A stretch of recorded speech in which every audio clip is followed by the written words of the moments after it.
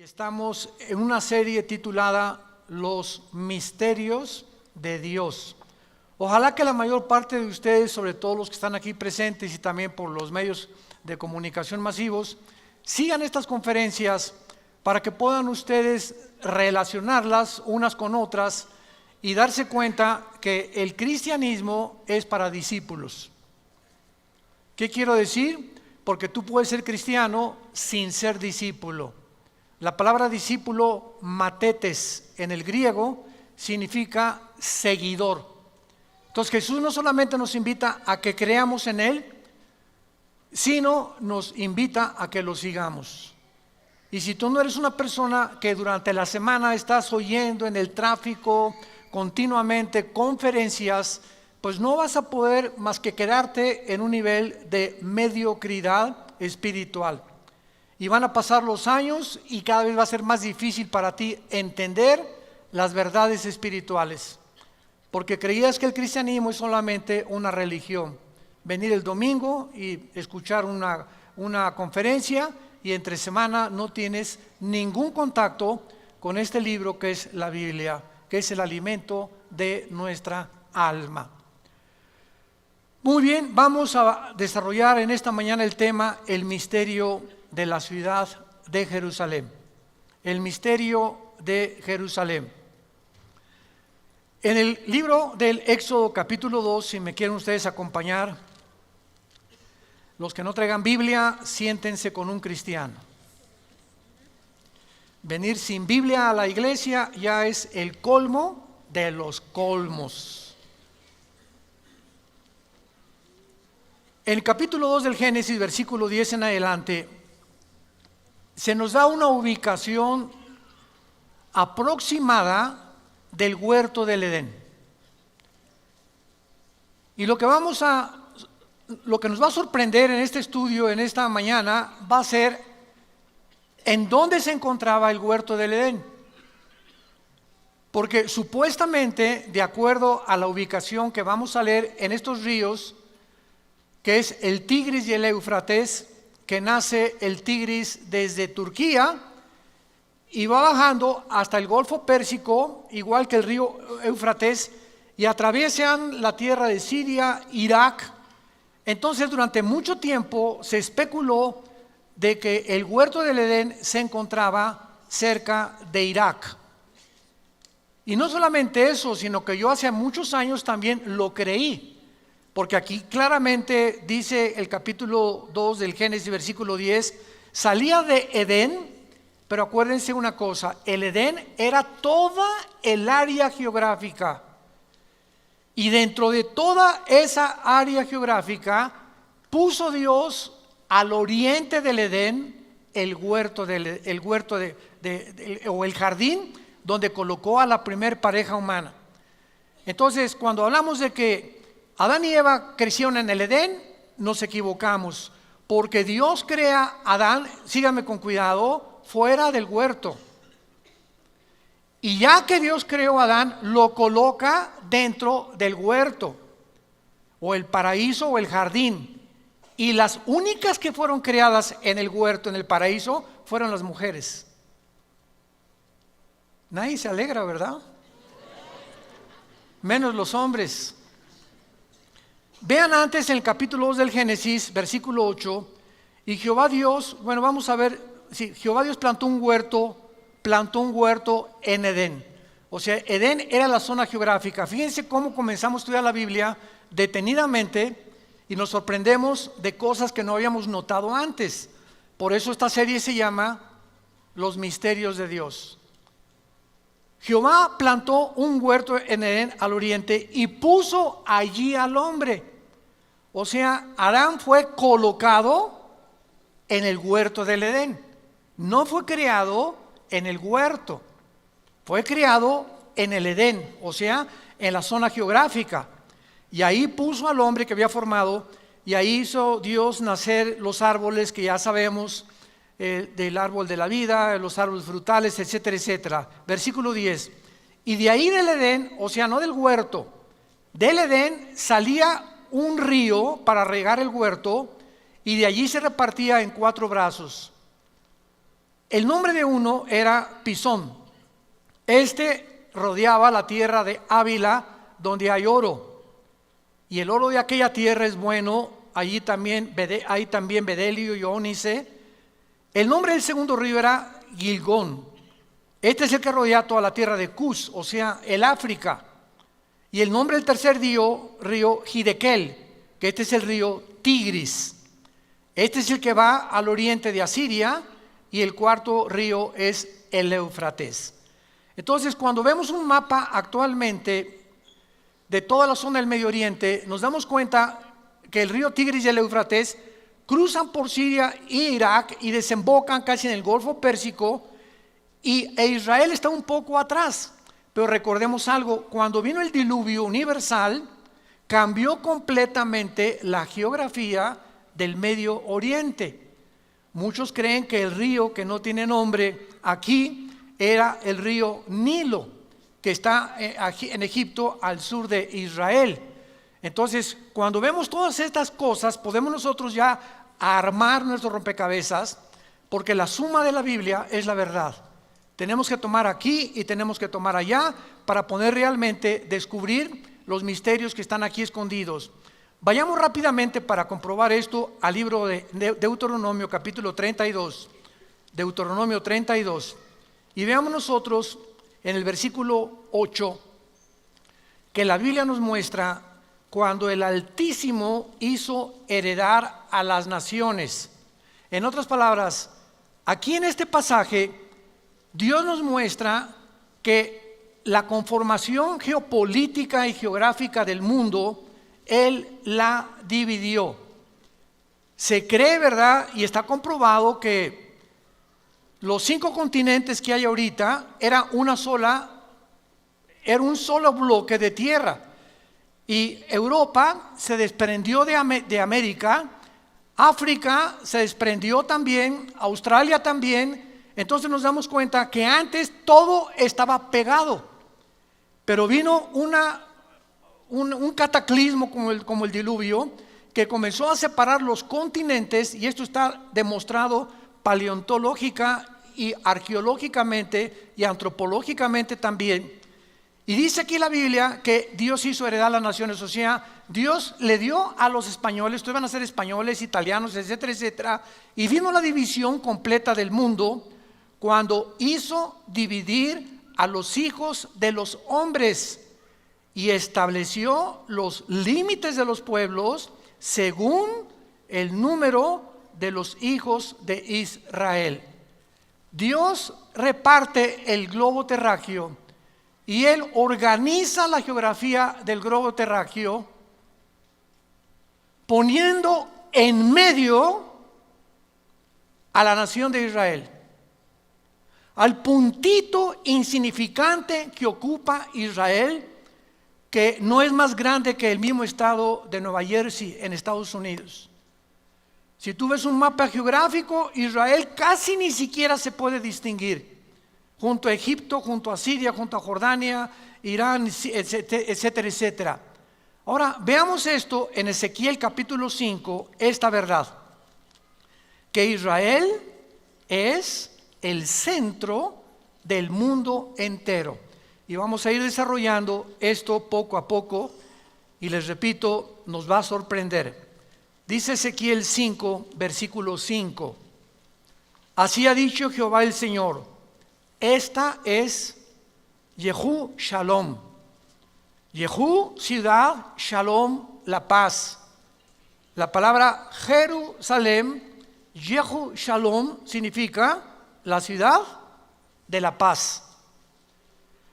La puse en medio de las naciones y de la tierra alrededor de ella. Esta palabra en medio es la palabra Tawej, que significa ombligo. La puse como el ombligo de las naciones. Y esto es muy interesante porque nos damos cuenta que antes de que nosotros saliéramos a este medio ambiente en el cual vivimos, que es el mundo, estuvimos unidos en el vientre de nuestra madre, porque aquí no hay nadie que no haya tenido una mamá, todos venimos de una mujer, Y ahí el cordón umbilical era el medio a través del cual la madre, a través de la placenta, nutría o nos nutría, ¿verdad?, al feto con todas las cosas que necesitamos recibir. Y al salir al salir del vientre de nuestra madre, del mundo donde nos encontramos, ahí estuvimos 9 meses nadando. No respirábamos el aire que estamos respirando ahorita, sino que a través del cordón umbilical nos proporcionaba el oxígeno a nuestra mamá. Y al salir a este medio en el cual nosotros vivimos, ¿qué fue lo que pasó? Viene el pediatra, ¿verdad?, o los médicos, y nos cortan lo que nos conectaba a la antigua vida para integrarnos a la nueva vida. Porque ya ahora no dependeríamos del vientre de la mamá, nos incorporaríamos al mundo en el cual tú y yo vivimos actualmente. Pero nos damos cuenta que el centro del cuerpo humano es el ombligo, porque de ahí salimos. Entonces, esta es la razón por la cual en el hebreo Tahuej dice Dios, Jerusalén es el ombligo de la tierra. Pero vamos poco a poco a ver ahora en Génesis capítulo 10, que antes de que Dios hiciera la división geográfica del mundo, después del diluvio, en Génesis capítulo 10, el mundo se reparte de acuerdo a 3 seres humanos. Todo el mundo se reparte de acuerdo a 3 seres humanos. Ustedes y nosotros y todos los habitantes del mundo entero provenimos de 3 seres humanos. Porque después del diluvio, los únicos sobrevivientes fueron Noé, su esposa y sus 3 hijos con sus 3 esposas, Sem, Cam y Jafet, los 3 hijos de Noé. De acuerdo a la Biblia, el arca aterrizó o descendió en los montes del Ararat, que está casi en la frontera entre Armenia y Turquía de la geografía del siglo XXI. Ahí descendió el arca de Noé. Y hay cantidad de exploradores y arqueólogos que han sacado libros retratando. Uno de ellos fue Jim Arwin, astronauta de la misión del Apolo 15, que fue Jim Arwin, el primer astronauta en caminar en la luna en un carrito, mucho después de Aldrin y de todos los primeros que llegaron en el 69 a la luna. Entonces, vemos nosotros que Dios nos muestra que después del diluvio hubo una conformación del mundo, y lo dice el versículo 25 de Génesis 10. A Heber nacieron 2 hijos. El nombre del uno fue Peleg. Escucha, porque en sus días fue dividida o repartida la tierra. Y el nombre de su hermano, Joctán. O sea, fue después del diluvio cuando Dios comienza a dividir la tierra, y el mundo es dividido de acuerdo a 3 seres humanos. De Jafet, los que quieran apuntar, o los jafetitas, son los que poblaron toda Europa, los que se conocen como anglosajones. Toda Europa fue fundada por Jafet.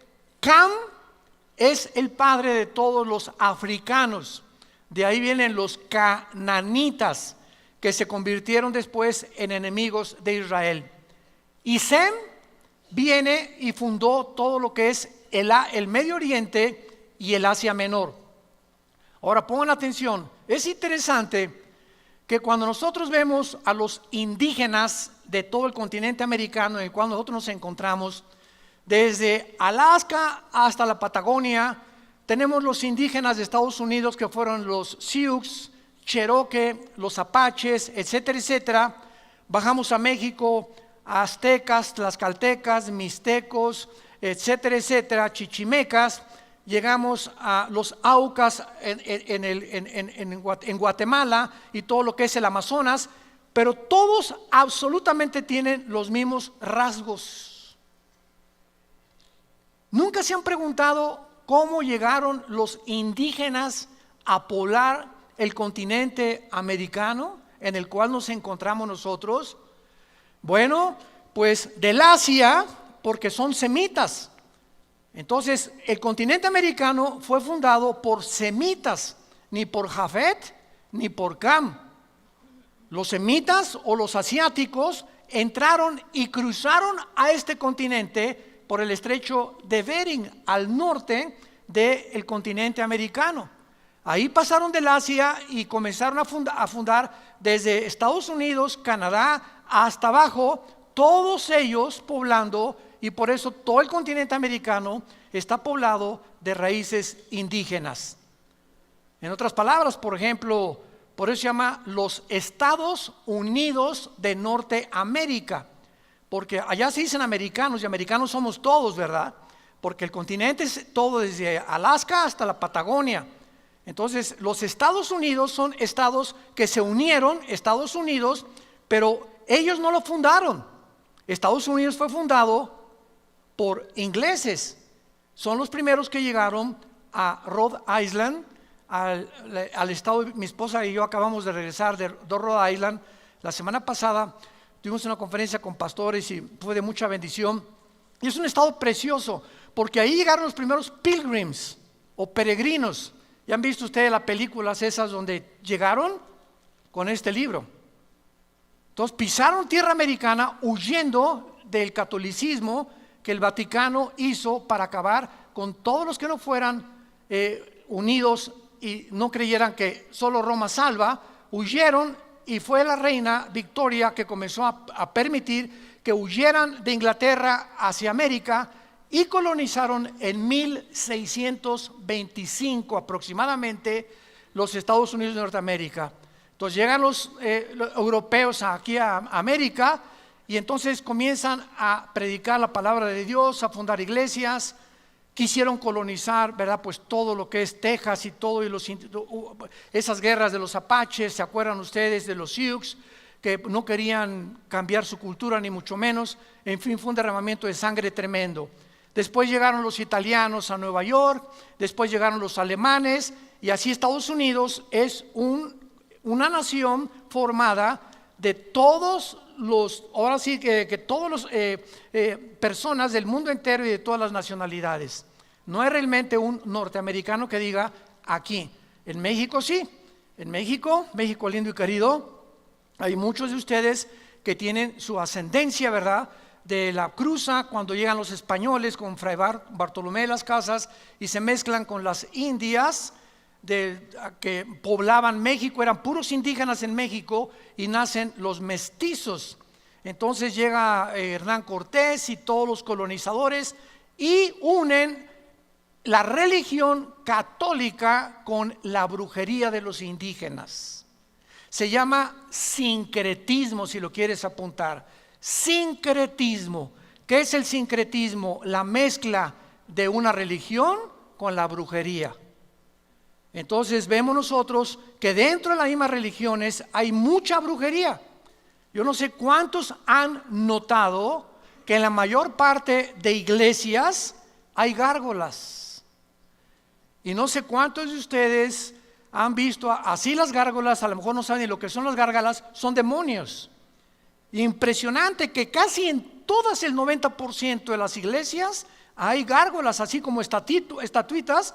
Vaya por ejemplo a Mérida, Yucatán, y casi todas las avenidas de Mérida son puras gárgolas. O sea, hay una influencia tremenda demoníaca en México, Centroamérica y Sudamérica, porque cuando llegaron a colonizarnos no llegaron con este libro, llegaron con la religión. No trajeron el evangelio, trajeron la religión que se mezcló con la brujería. Muy bien, abandonando este desarrollo que estamos haciendo de la colonización y de dónde provenimos nosotros, nuestro punto principal es el siguiente. Realmente el huerto del Edén se encontraba en lo que es ahora la ciudad de Jerusalén. ¿Es posible que Jerusalén, siendo el centro en el cual Dios puso a las naciones del mundo, y siendo el huerto del Edén donde Dios coloca al ser humano y donde se encuentra el monte de Sión. ¿Saben por qué se llama Jerusalén el monte de Sión? Gracias a David. Porque Jerusalén está en un monte, también le llaman el monte del templo. ¿Y saben ustedes dónde se encontraba? Virgen de qué, ¿qué llamamos ahorita? ¿De la Macarena? ¿Dónde se encontraba el huerto del Edén? Exactamente, vamos ahorita a verlo, donde se encuentra ahorita la mezquita de Omar, el domo de la roca. Cuando llegas a Jerusalén hay un domo impresionante dorado, y ese domo es una mezquita musulmana. Y debajo de ese domo y de esa mezquita musulmana se encuentra lo que era el templo de Salomón, que reconstruyó el rey Herodes, y que desde el año 70 después de Cristo hasta nuestros días, los judíos no han podido hacer sacrificios. Y el judaísmo es una religión de sacrificios. No han podido hacer sacrificios porque no hay sacerdotes, no hay corderos y no tienen templo. Entonces, para que ellos recobren ese templo, que en el año 605 después de Cristo, uno de los líderes musulmanes, Omar, que era uno de los califas del Imperio Otomano turco, que hasta 1923 gobernaron casi la tercera parte del mundo, él inventó la religión del Islam, Mahoma, y entonces construyeron a donde estaba el templo judío, como ya no había judíos, y los dispersaron por la maldición que cayó sobre ellos, construyeron la mezquita de Omar o la cúpula de la roca, y ahí se encuentra debajo el templo judío. Y es interesante, ahora que vayamos el año que entra, los que nos van a acompañar en junio, vamos a Israel del año que entra, es interesante que en la parte occidental del domo de la roca o de la mezquita de Omar, en árabe está escrito estas palabras: la roca del templo del huerto del Edén. Los mismos musulmanes escribieron esto: la roca del templo, el huerto del Edén.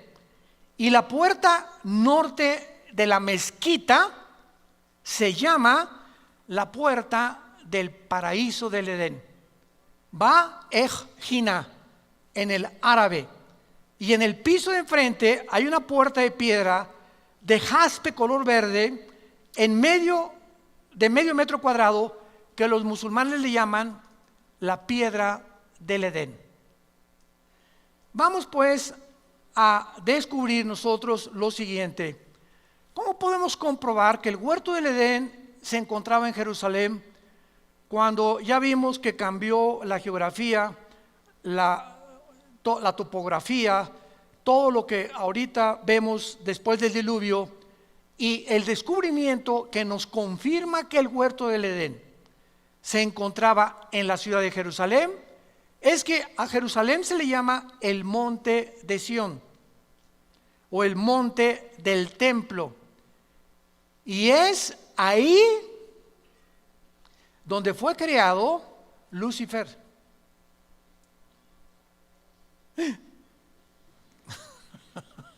Vayamos a Ezequiel capítulo 28.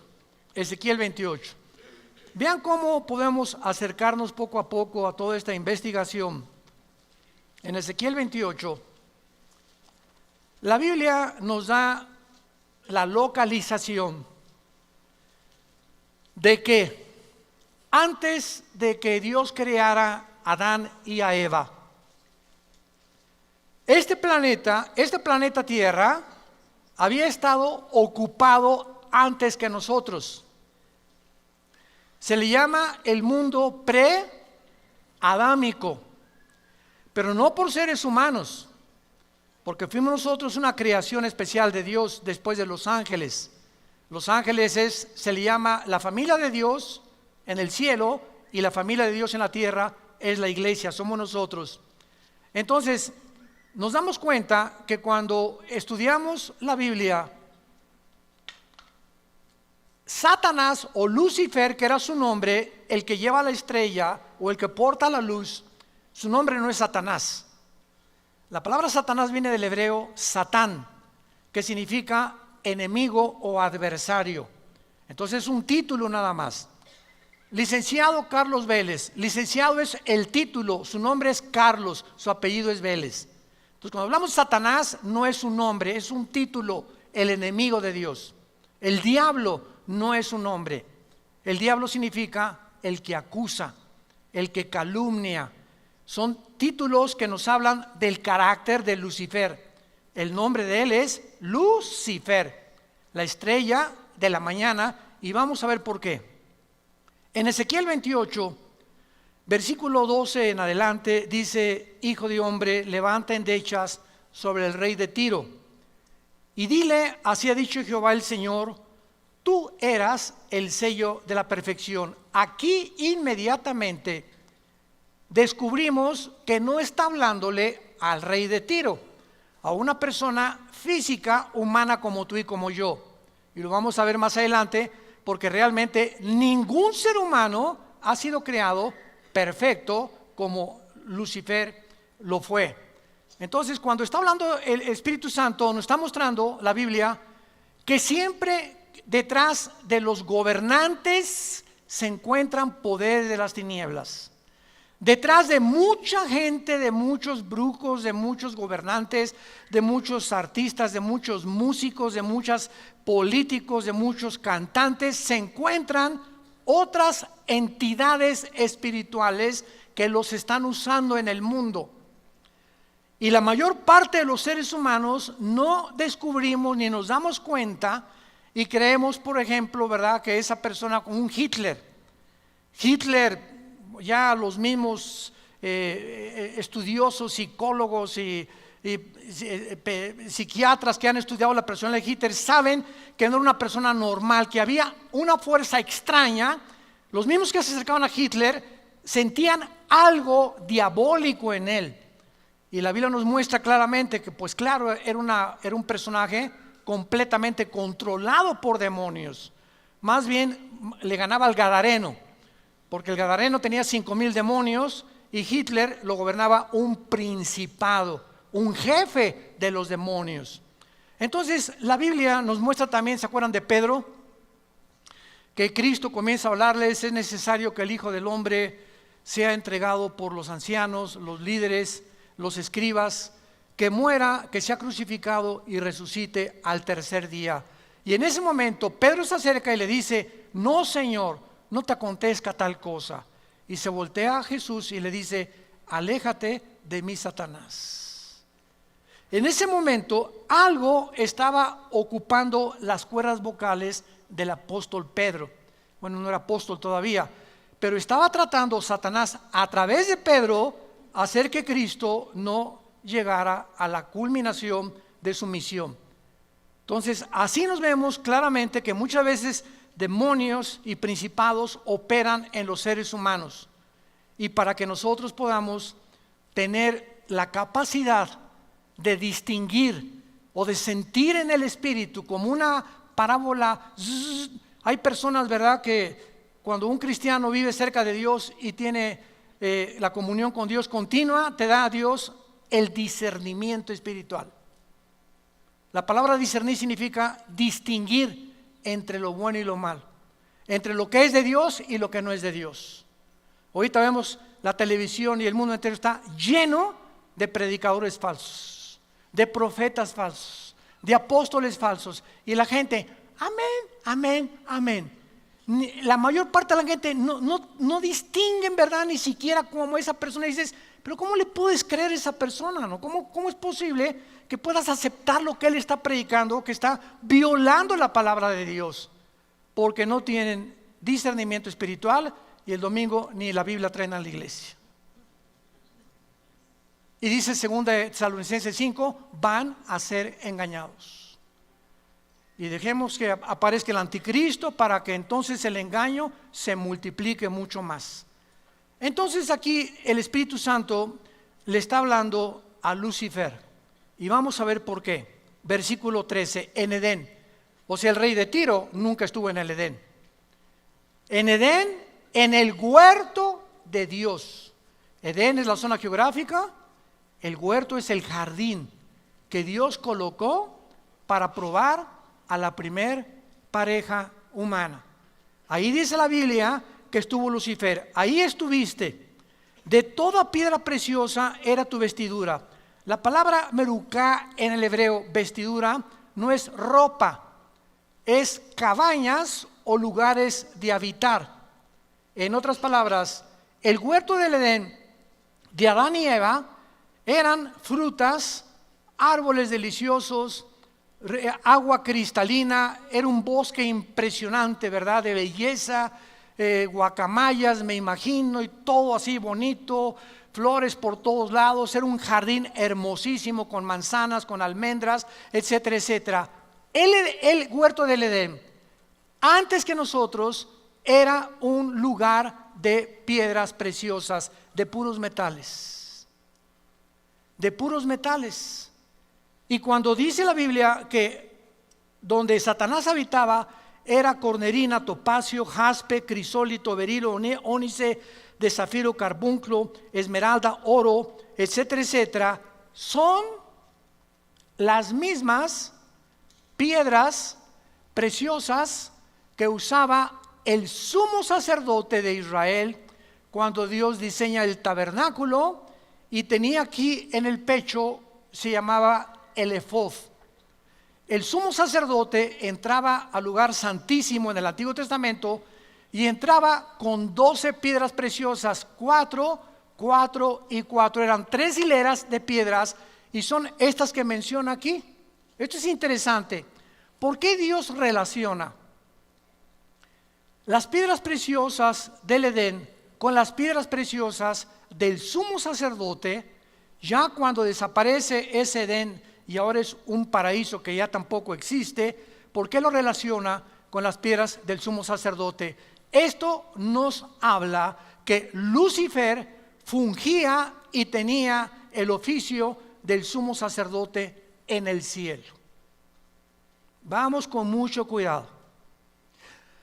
Pregunta, ¿pero cómo si no había pecado podía haber un sacerdote? Porque la palabra erios en el griego, sacerdote, significa el que intercede por otra persona. Es lo que significa la palabra sacerdote. Y ahora ya no tenemos nosotros a ningún sacerdote. Ahora nosotros somos sacerdotes cuando recibimos a Cristo, porque ahora yo puedo orar por mis hijos, puedes orar por otra persona ante Dios sin el intermediario de ninguna otra persona. Ya en la cruz a nuestros días, ya no tengo que venir con una persona y decirle, por favor, le voy a decir mis pecados, me confieso y me perdona, pues récese 20 Aves Marías o 5 Padres Nuestros y usted es perdonado. Y eso ya no existe. Ahora nuestro sumo sacerdote es Jesucristo.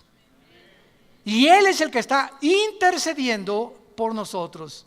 Ya no hay necesidad de intermediarios humanos, porque no hay más que un mediador entre Dios y los hombres, Jesucristo hombre. 1 Timoteo capítulo 2. Muy bien. Entonces, esta era la habitación de Lucifer.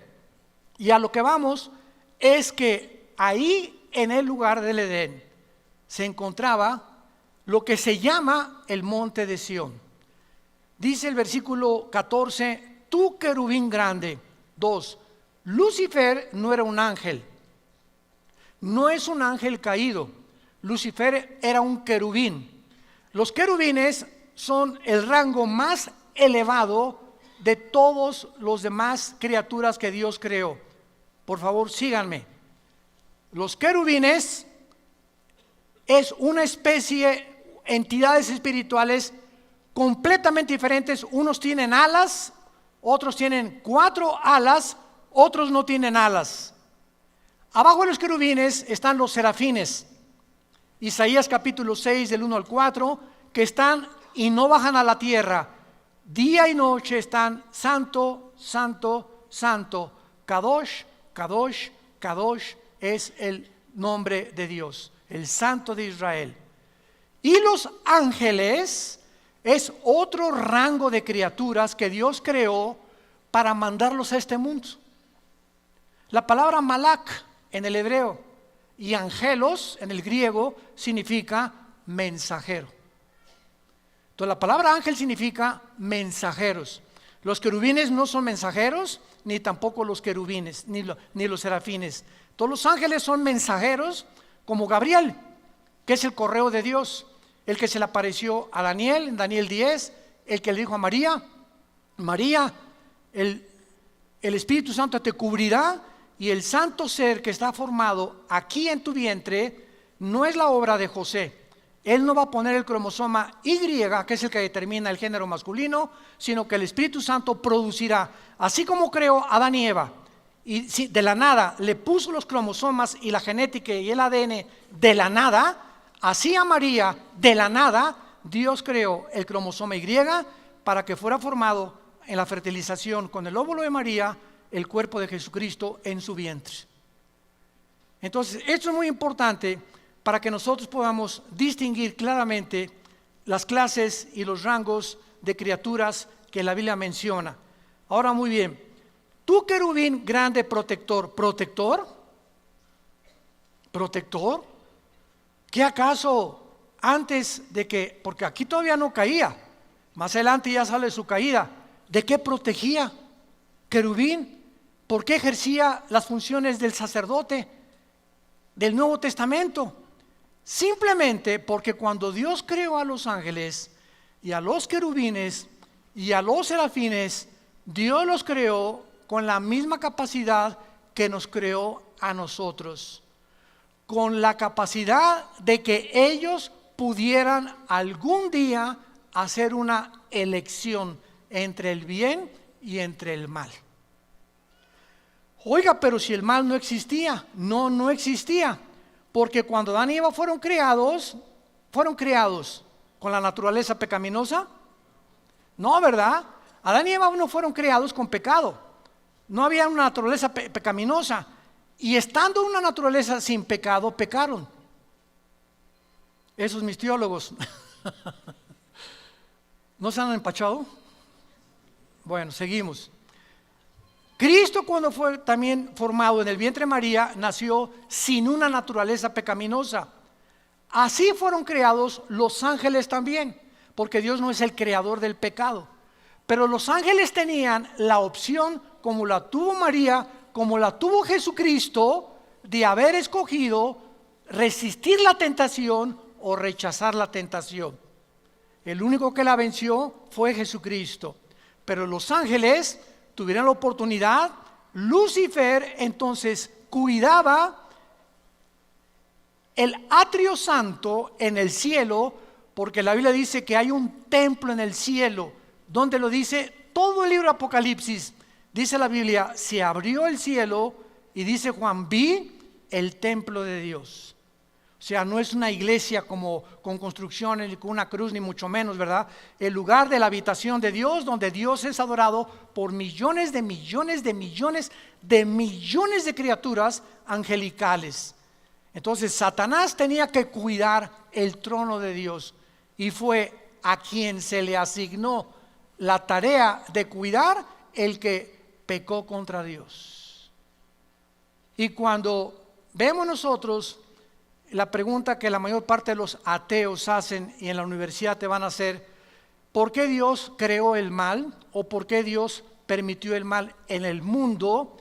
Ellos, los ateos, no tienen respuesta.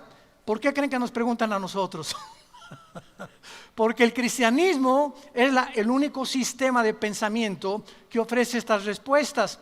Nunca le van a preguntar a un musulmán, nunca le van a preguntar a un hindú el origen del mal, ni el origen del hombre, ni el origen de las lenguas, ni de las naciones, ni de los gobiernos, porque todo esto se encuentra en la Biblia nada más. En ningún otro libro sagrado, ni en el Ramayana, ni en los Vedas, ni en el Tripitaka de Buda, etcétera, etcétera, ni en el Corán de los musulmanes, se encuentran respuestas a las grandes incógnitas de la raza humana, más que en las Sagradas Escrituras. Y esta es la razón por la cual es el sistema de pensamiento más atacado, más controvertido y más odiado del mundo. No, la Biblia fue hecha por hombres, contiene historias, leyendas como Adán y Eva. Oye, espérame tantito, una barbaridad y una marihuanada más grande de decir que venimos de los changos está peor. Se necesita mucho más fe para creer que realmente somos el resultado de un accidente, a creer que somos el resultado de un Dios inteligente que tuvo comunión con nosotros y que anhela tener comunión con nosotros, y que después de la muerte tendremos un juicio porque somos agentes morales responsables. Entonces Satanás fue creado para poder, Lucifer, cuidar el templo de Dios. Muy bien, vamos a contestar la pregunta. Cuando Dios crea el universo y crea las criaturas, Él no podía crear criaturas sin una alternativa. Se las voy a poner más fácil. Si tú en una nación te dicen que votes porque esa nación se considera democrática y nada más hay un candidato, ¿eso es democracia? Eso es dictadura, ¿verdad? O sea, para que haya democracia tiene que haber libertad de poder tú decidir entre uno o el otro. Entonces, cuando Dios crea el universo y a sus criaturas, no pudo haber creado un solo camino, porque hubieran sido robots. Dios permite la otra opción, el otro camino, para que ellos pudieran escoger libremente, escoger ese camino o escogerlo a Él. Y eso es lo que nos hace agentes morales responsables de nuestras acciones. Como dijo Agustín de Hipona, el teólogo de la Iglesia Católica en el siglo III después de Cristo, si Dios hubiera creado un mundo donde no hay mal, o donde no hubiera existido el mal, hubiera sido un mundo de robots. Era muy fácil que Dios nos creara como con cuerda, ámame, ámame, ámame, pero a Dios le agradó permitir que pudiéramos escoger el otro camino. Y esta es la razón por la cual había la capacidad en los ángeles, creados perfectos, como en Adán, creado perfecto, como en Cristo, nacido perfecto de María, la capacidad de que pudieran enfrentar tentaciones para probar realmente si servían a Dios. Y esta es la razón por la cual daremos cuenta algún día de nuestras acciones. Ahora, claro que, ¿sabía Dios que Adán y Eva iban a caer? Claro. ¿Sabía Dios que Lucifer iba a caer? Claro que lo sabía. Dios es omnisciente. Entonces, ¿por qué lo creía Dios? ¿Y por qué si Adán y Eva Dios sabía que iban a crear? Pues ¿para qué les pone la tentación? Porque esta era precisamente la prueba por la cual nosotros tenemos que responder. ¿Por qué si tu maestro te dice, Pepito va a reprobar el tercer año? Y entonces, ¿para qué me hace la prueba? Precisamente para demostrar que vas a reprobar y que fuiste un mediocre durante todo el año. Nunca quisiste estudiar ni pagar el precio. Entonces, yo sé que tú vas a reprobar simplemente por la forma en que tú te conduces. Y fue por lo que hizo Dios a Judas también. Imaginémonos a Judas en el juicio. Oye, ¿para qué me creaste si dice la Biblia que yo era el que iba a entregar a tu hijo? Es más, dice Judas, por favor, reconózcanme, si yo no traiciono a Jesús, ustedes no hubieran sido salvados. Porque gracias a que yo lo traicioné, entonces Jesús pudo morir por nosotros. Pero si yo no lo traiciono, Cristo no muere en la cruz. ¿Se fijan esta línea de lógica, aparentemente lógica? ¿Saben quién pensaba de esta manera? Un ateo italiano llamado Giovanni Papini.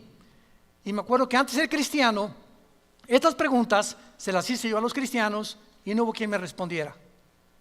Y por eso persistí en mi ateísmo, porque yo exigía respuestas lógicas, razonables, que me hicieran pensar y me hicieran calcular exactamente lo bueno y lo malo y lo que iba a estar de por medio.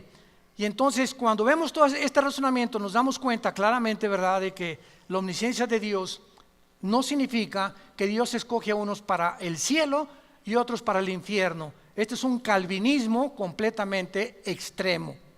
¿Dios sabe quiénes se van a condenar? Sí. Entonces, ¿para qué me creo?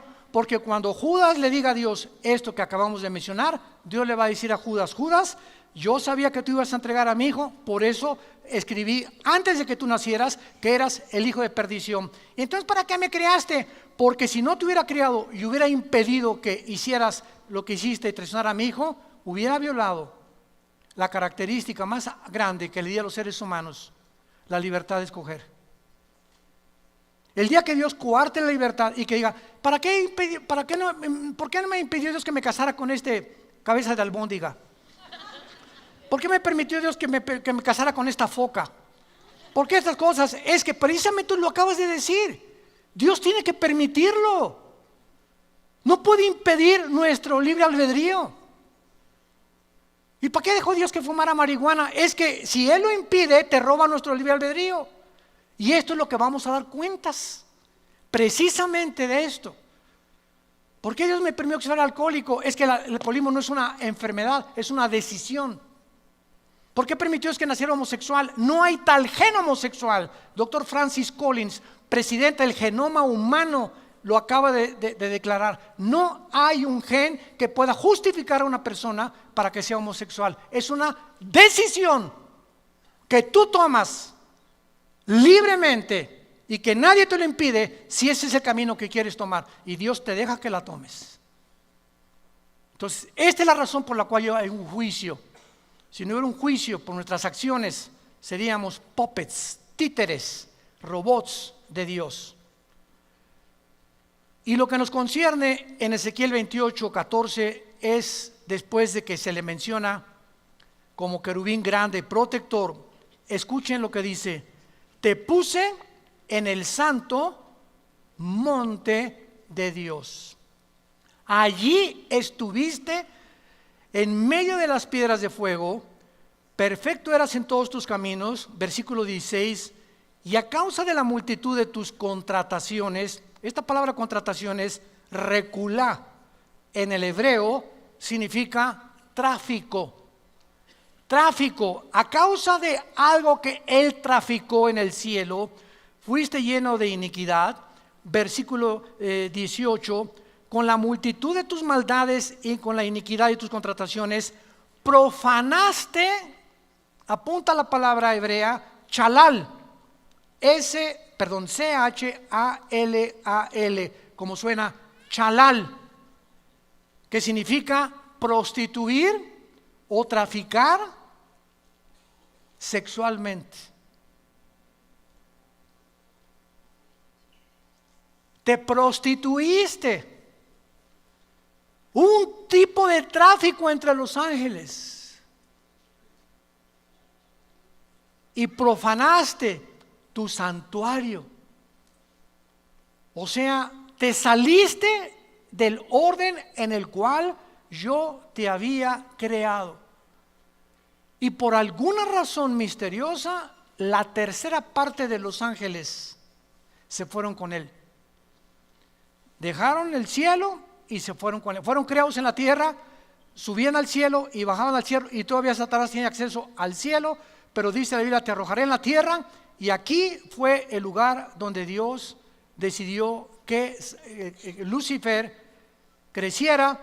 Y la paleontología, la antropología, la arqueología nos dan testimonio, señores científicos que nos escuchan, de que construcciones como las pirámides de Egipto, de Giza, las de Stonehenge en Inglaterra, los mayas, ¿quién les dio a estas personas humanas hace 4, 5, 6 mil años el conocimiento, sin calculadoras, sin telescopios, sin ningún aparato moderno que tenemos, para poder haber hecho esas pirámides que a través de 4,000 años, el sistema de impermeabilización que tienen, ni siquiera el medio ambiente, ni la erosión del viento, ni la lluvia ha podido penetrar y cargar esas piedras humanamente de 12, 15 toneladas, las de Machu Picchu en Perú? Entonces, Discovery Channel, National Geographic, los extraterrestres. Fuimos visitados por extraterrestres, y es más, hasta tenían las escafandras, como etcétera, etcétera, porque ahí están pintados por todos lados. Y venimos a la Biblia Esto fue la razón por la cual escribí el libro que acabo de escribir, La invasión de los ángeles caídos. Se los recomiendo, ahí explico todo claramente, para que vayas con tu maestro así y le hagas aquí, mire, aquí están sus extraterrestres, maestro. Eso es lo que el mundo llama, que una influencia extraterrestre son ángeles caídos. Son los ángeles que tienen la capacidad de materializar la energía. Y el cristiano ni siquiera ha podido descubrir el poder de la materialización de los ángeles, y que son interdimensionales, que pueden estar en una dimensión los ángeles, en otra dimensión pueden entrar a nuestra dimensión de 4 dimensiones, pueden hacerse visibles, pueden comer con nosotros, pueden tomar forma humana como nosotros. Dice Hebreos 13 que muchos han comido o han hospedado ángeles sin que tú te des cuenta, porque tienen esta capacidad. Según de Corintios 11, Satanás se disfraza como ángel de luz. Nunca, dice un dicho, si tú quieres realmente en una reunión saber quién está influenciado por Satanás, es la persona que menos te esperas. En una reunión de 50 personas, un pastor me dijo, si Satanás quiere llegar a usted, pastor, ¿qué va a hacer? Se va a meter entre todas las personas y va a estar de los más cercanos a usted. Muchas personas de las más cercanas a nosotros, tengamos cuidado, pueden tener cara de ángel y pueden ser personas con una apariencia supuestamente buena. Esos son precisamente los que usa el diablo. Se disfrazan como ángel de luz. Nunca se disfraza como el guasón, ni con cara de loco. Él viene como ángel de luz. Entonces vemos claramente que Israel es el monte de Sión. De acuerdo a la tradición judía, el templo del monte, que es donde se encuentra la mezquita de Omar, es el fundamento sobre el cual Dios creó al mundo, porque allí se encontraba el monte de Dios, el huerto del Edén. Ahí fue donde Salomón edificó su templo. Ahí se le apareció en el monte de Sión a David. Ahí Abraham intentó sacrificar a Isaac, y actualmente es el lugar donde está la mezquita de Omar. La implicación de este estudio es que cuando Dios se separa del huerto del Edén y saca a Adán y Eva, Génesis capítulo 3, lo saca del huerto del Edén y prohíbe que el ser humano regrese al huerto del Edén, poniendo un querubín con una espada encendida. Los querubines significan en la Biblia la santidad de Dios. Por eso en el arca mandaron construir 2 querubines con alas tapando, o sea, nadie puede ver lo que está ¿cómo se llama? Donde se ponía la sangre del sumo sacerdote, cuidando la santidad de Dios. Entonces el querubín en el huerto estaba impidiendo que el ser humano en estado caído no podíamos regresar a tener comunión con Dios. Lo impedía la santidad de Dios, y la espada la justicia de Dios. Esta santidad de Dios y esta justicia de Dios, ninguno de nosotros podía cumplirla, porque somos seres imperfectos y caídos. Entonces Dios mandó a su Hijo Jesucristo para que Él, en su perfección humana y divina y en su santidad, cumpliera la justicia que nosotros no podíamos jamás cumplir, los mandamientos de Dios. Entonces Cristo muere en la cruz y nos dice: Armando, si tú crees lo que yo estoy haciendo por ti, yo te imputo mi justicia. Yo no soy justo. La justicia es como un saco que traemos puesto, que no es de nosotros, es de Cristo. Pero es esta justicia de Cristo la que tapa nuestros pecados, porque a los ojos de Dios estamos sentados ya con Él. Efesios capítulo 3, estamos ya sentados con Cristo y ya Dios nos ve sin pecado. Esto se llama la posición del cristiano. En la experiencia seguimos pecando, pero gracias a la sangre que es tan fresca como hace 2000 años, la seguimos aplicando todos los días a nuestra vida. Entonces, esta es la razón por la cual los querubines, representando la justicia y la santidad de Dios, fueron puestos para bloquear la entrada del ser humano. Ahora, muy bien, el ser humano es sacado del huerto, pero Dios, rápidamente, Éxodo capítulo 25, para terminar, Éxodo 25, Dios anhela que esa comunión que Él tuvo en el huerto con Adán y con Eva se pudiera continuar manteniendo.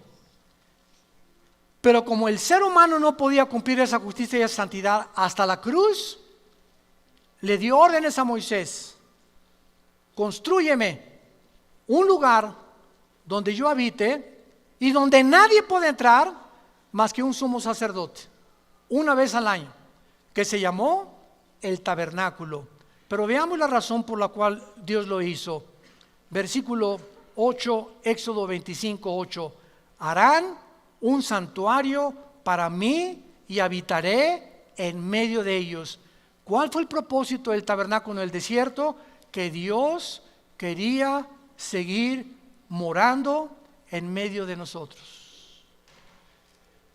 Entonces el pueblo venía con los sacrificios y ofrecían el sacrificio, y por un año sus pecados les eran perdonados.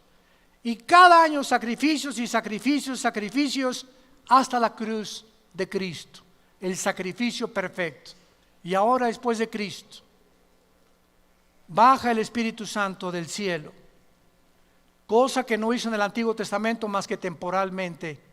Y ahora dice la Biblia, 1 Corintios 6, 19 y 20, ¿qué no saben que ahora ustedes son el tabernáculo de Dios? Ahora nosotros somos el templo de Dios. Ahora Él habita dentro de nosotros. Y ahora no tengo que estar buscando en emociones. Quiero sentir a Dios. Aquí está dentro de ti, cabeza de caracol. Es que si en esta iglesia no se siente a Dios, el Espíritu Santo, y si no alguien me tumba al suelo o si no me caigo, yo no siento a Dios. Este es el problema, que el diablo quiere seguir llevándonos a través de la experiencia externa, y Dios no trabaja de afuera hacia adentro, Dios trabaja de dentro hacia afuera. Y a Dios lo encuentras y la comunión con Dios la tienes en el silencio de tu tiempo devocional con Él, en oración y con la palabra de Dios. Porque Dios anhela que tú y yo sigamos teniendo comunión todos los días, no solamente el domingo, porque esto es el cristianismo. En esta comunión Él se comunica con nosotros a través de la Biblia. Cada vez lo experimentamos más, cada vez afinamos más nuestro discernimiento espiritual, y cada vez lo amamos, lo servimos y lo adoramos. Porque Él es espíritu, y en espíritu y en verdad es necesario que adoremos a Dios. Te damos gracias, Señor, por tu palabra, bendita palabra en esta mañana.